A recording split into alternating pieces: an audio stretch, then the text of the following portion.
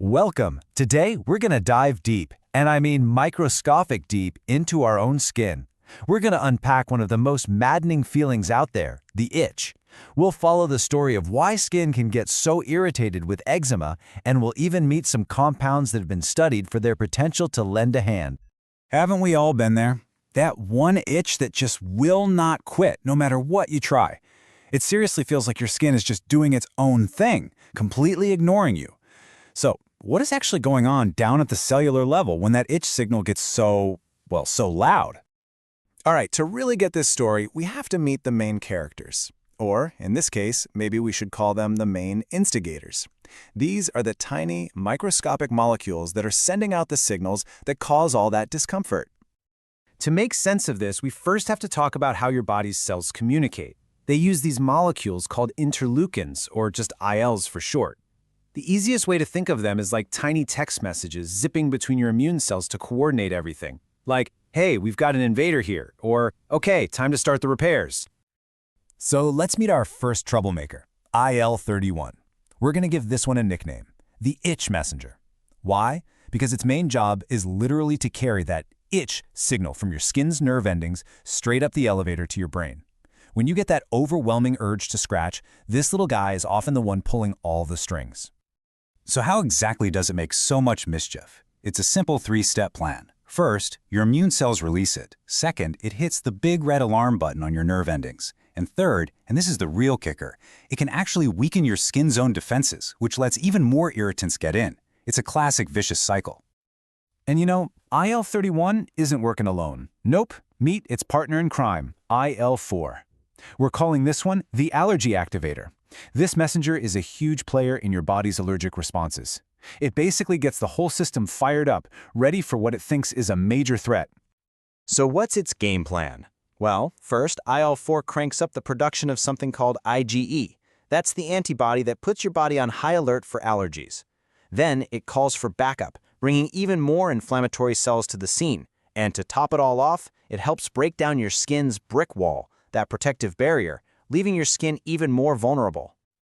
Okay, so we've met the bad guys, the instigators. Now let's meet their potential rivals. Scientists have been looking into a whole group of compounds that might be able to help our bodies find their balance. Let's call them the support squad. First up in the squad, we have Chrysin. Let's call it the itch calmer. This is a compound you can find in stuff like honey and passionflower, and it's been studied for its potential to go right to the source of the problem, the itch signal itself. So how might it work? Well, research suggests that Chrysin can directly influence the pathway of our old buddy IL-31, the itch messenger. But it also seems to target another molecule, PGE2, which can make your nerves extra sensitive. So it's kind of like a potential 2-for-1 approach to just calming things down. Next up is DHM, which stands for dihydromericettin. We're calling this one the balancer. Why? Because of its potential role in helping restore some equilibrium when the immune response gets a little, out of control. Now get this, DHM is studied for its ability to take on both of our main instigators. It might help rebalance the immune system by lowering levels of IL-4, the allergy activator, and at the same time, work to block the activity of IL-31, the itch messenger. What a team player, right? Our third member of the squad is Quercetin, which we're going to call the barrier builder. You can find this in a ton of fruits and veggies, and Quercetin is kind of like the Swiss Army knife of the support squad. It's got a few different potential abilities up its sleeve.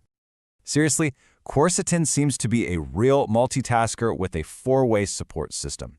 It might help balance the immune response by working on IL-4, manage the itch by reducing IL-31, promote that brick wall barrier by supporting key proteins, and provide antioxidant protection. It's really working on multiple fronts at once. And finally, we have a very famous duo, the omega-3s, EPA and DHA. Let's call them the Peacekeepers. Their job isn't so much to fight, but to step in, resolve the conflict, and help bring everything back to a state of calm. Now, to understand how they work, we have to talk about SPMs. That stands for Specialized Pro-Resolving Mediators. I know, it sounds super complicated, but the idea is simple. Your body takes omega-3s and converts them into these SPMs, and those are the molecules that act as the on-the-ground peacekeepers, helping to quiet down all that frantic signaling.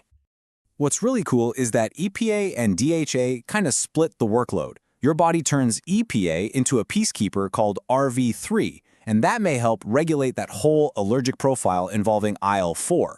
Then, your body turns DHA into RVD1, which has been studied for how it can modulate IgE activity and histamine release. So they work together, but they each have their own special jobs.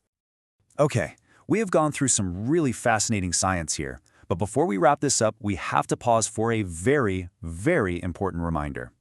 This is absolutely critical, so please listen up. Let me be perfectly clear here.